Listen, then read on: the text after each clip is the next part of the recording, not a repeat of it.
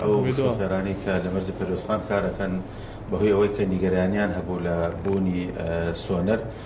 مەرزەکەیان داخست و بۆ هۆی ڕاگررتنی جوڵەی بازرگانی لە نێوان کۆماری ئیسلامی ئێران و هەرێمی کوردستان. دیارە ئەو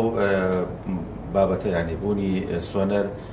کارێکی یاساییەوە لە هەموو مەرزەکانی تری هەرێمی کوردستانشە هەیە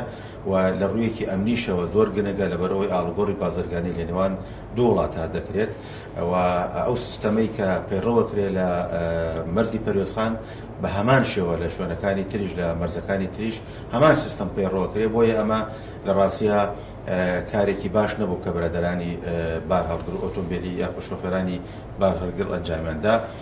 بۆ مەبەستەی مەسکاڵای یاساییمان کردووە لە بەرۆزیانێکی گەوریان بەر بودجەی هەرێمی کوردستان گەیاندووە بە تایبەتی ڕۆژانە زیاتر لە 210 میلیۆن دینار زیان بەر مەرزی پەروێزخان و داهاتی هەرێمی کوردستان کەوتووە.